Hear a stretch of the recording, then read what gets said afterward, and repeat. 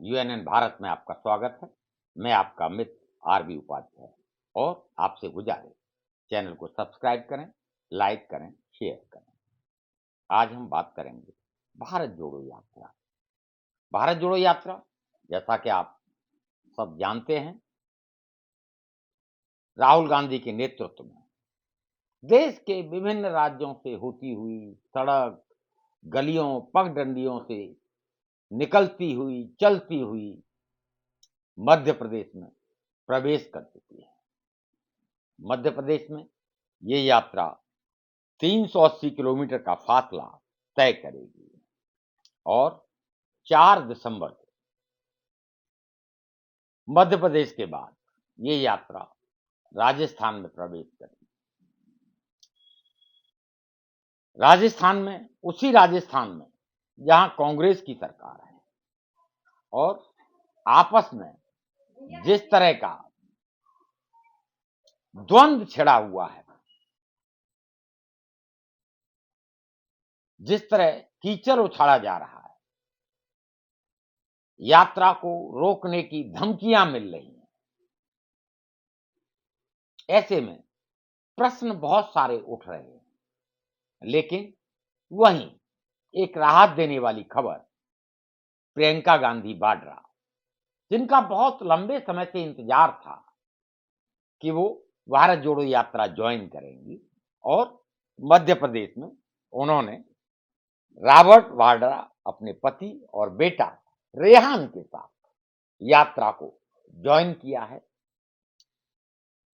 जो भी भारत जोड़ो यात्री हैं, यात्रा में चल रहे हैं, एक नया उत्साह, एक नया जोर देखने को मिला।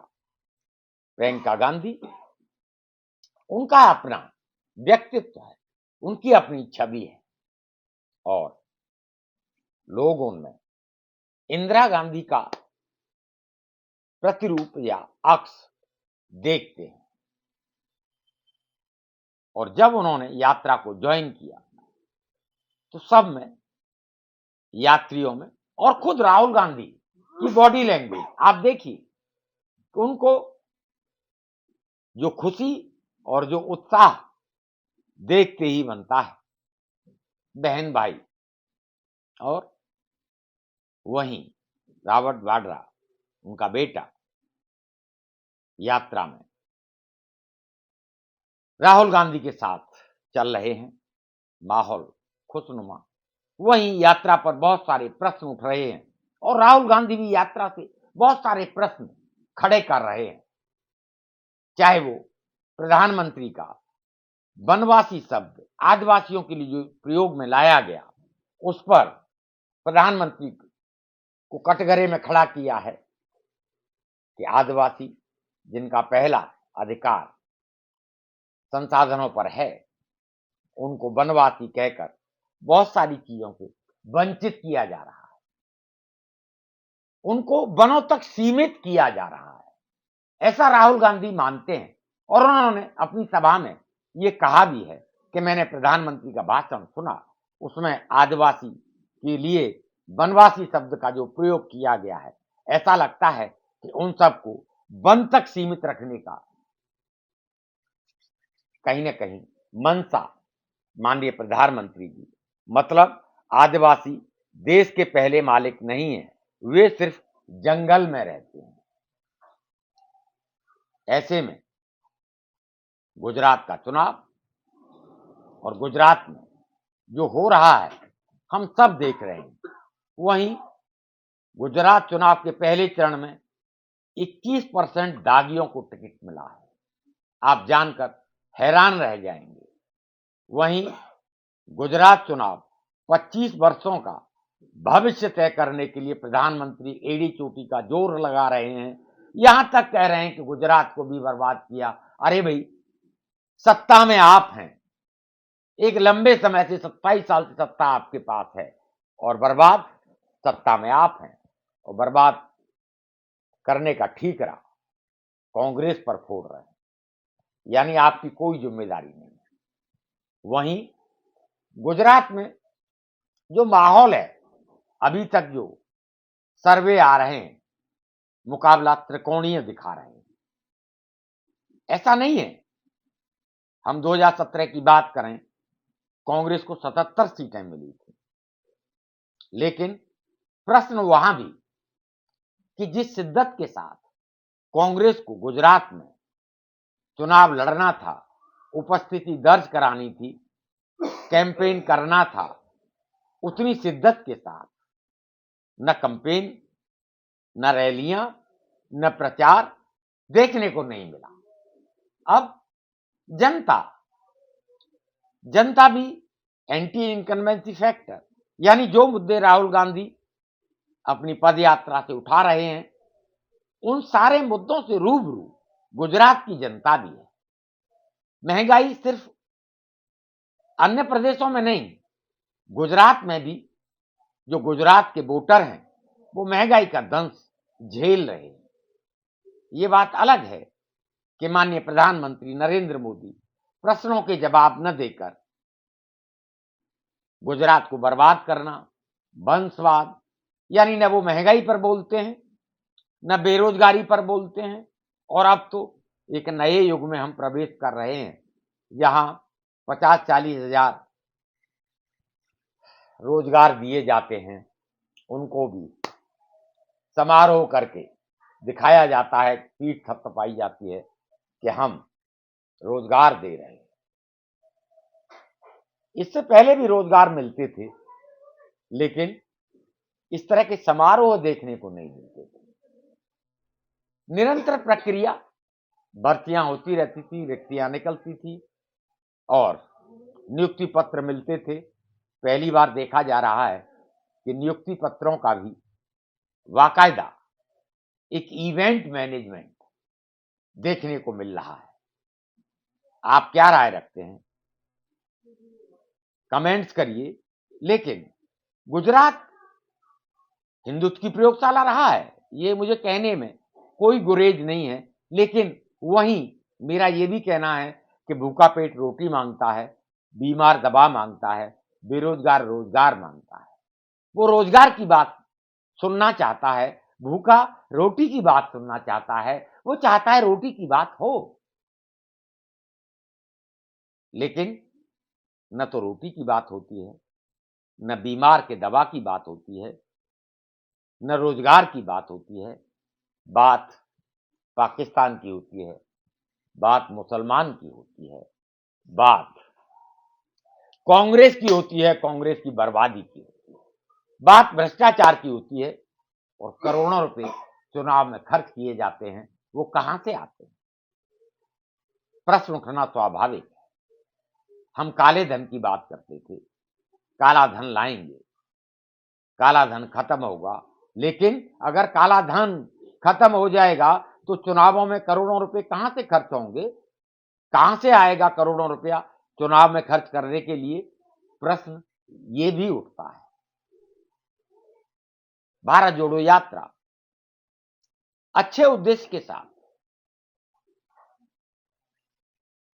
विभिन्न प्रदेशों से होती हुई आगे बढ़ रही है और अपना मैसेज भी जनता को दे रही है। लेकिन वहीं कुछ गलतियां, जैसे महाराष्ट्र की धरती से वीर सावरकर के खिलाफ बोला जाना एक अच्छा कदम नहीं कहा जा सकता था। सावरकर की विचारधारा अलग, विचारधारा आपकी विचारधारा अलग, विचारधारा मेरी विचारधारा अलग। मैं विश्लेषण कर रहा हूं, आप मेरी बात से सहमत हो, ये जरूरी नहीं है। लेकिन राजनीति में बहुत सारी चीजों को जानते हुए भी अनदेखा किया जाता है। प्रश्न वोट का होता है और वो वोट का प्रश्न राजस्थान से भी, और वो वोट का प्रश्न गुजरात में चुनाव हो रहा है वहां से भी, और हिमाचल से भी उठा है। भारत जोड़ो यात्रा राजनीतिक यात्रा नहीं है ऐसा कहा जाता है, लेकिन राजनीति या राजनीतिक पार्टी बिना वोट के, राजनीति के कुछ भी करती है, वो गले नहीं चलता। वो उद्देश्य साफ है, चुनाव, और चुनाव में वोट। लेकिन हिमाचल और गुजरात दोनों में ऐसा देखा नहीं गया। अब राजस्थान में भी जिस तरह के विरोध के स्वर गहलोत और पायलट में एक दूसरे में जो खींचतान हो रही है, वो भी कांग्रेस के लिए चिंता का विषय है।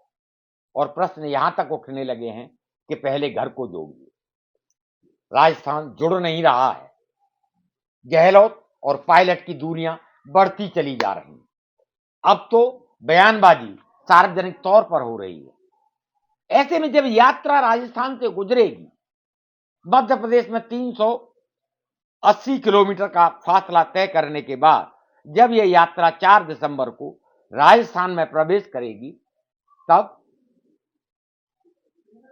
क्या गुटबाजी का प्रभाव भारत जोड़ो यात्रा पर नहीं दिखेगा? अगर एक धड़ा सपोर्ट करेगा, दूसरा धड़ा विरोध करेगा, अल्टीमेटली छुरी खरबूजे पर गिरे या खरबूजा छुरी पर गिरे, नुकसान खरबूजे का ही होता है। यानी इस झगड़े का नुकसान कांग्रेस को ही होगा। और निकट भविष्य में बहुत ज्यादा समय नहीं बचा, राजस्थान में चुनाव है।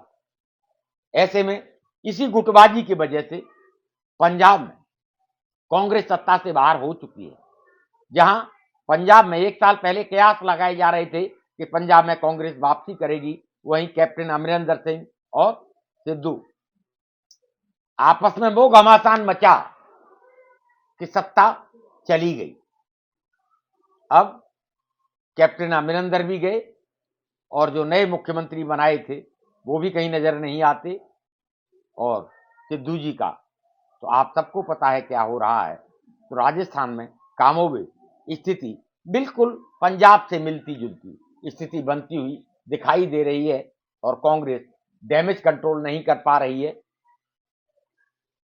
अगर यही नीति रही और यही गुटबाजी बरकरार रही तो कांग्रेस किस तरीके से आगे बढ़ेगी, प्रश्न ये भी उठ रहा है। राहुल गांधी यात्रा का संदेश तो साफ जा रहा है, जनता में मैसेज भी है, जनता का सपोर्ट भी है, लेकिन वहीं कांग्रेस की अंदरूनी कलह जो राजस्थान में देखने को मिल रही है, वो चिंता पैदा करती है। ऐसे में जो एक उद्देश्य है यात्रा का, सबको जोड़ने का, जिस तरह का वैमनस्य हम देख रहे हैं समाज में बढ़ा है, इस खाई को पाटने की जिम्मेदारी हम सबकी है। और इसीलिए सभी लोग भारत जोड़ो यात्रा में सहयोग कर रहे हैं। लेकिन वहीं कांग्रेस का आपस के में जो अलग अलग धड़े हैं वो नहीं जुड़ पा रहे हैं। इस पर काम करने की जरूरत है।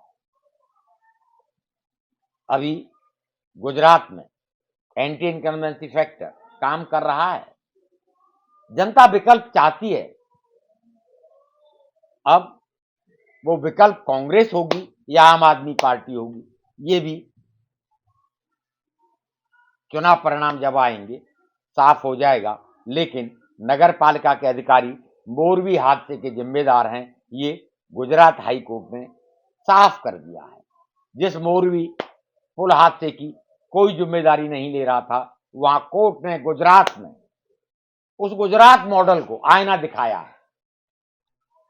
कोर्ट कहां तक आईना दिखाए, किस किस को आईना दिखाए, क्या क्या करे। बिजली सी तेजी से 24 घंटे में चुनाव आयुक्त की जहां नियुक्ति हो जाती हो, पुल गिर जाते हों, कोई जिम्मेदारी नहीं लेता हो, ऐसे में प्रश्न उठना स्वाभाविक है। प्रश्न आपके मन में भी हैं, प्रश्न मेरे मन में भी हैं। लेकिन मैं पुनः गुजारिश करूंगा, कमेंट्स करिए। आपके कमेंट्स हमारा मार्गदर्शन करते हैं। और पुनः गुजारिश करूंगा, चैनल को सब्सक्राइब करें, लाइक करें, शेयर करें। नमस्कार।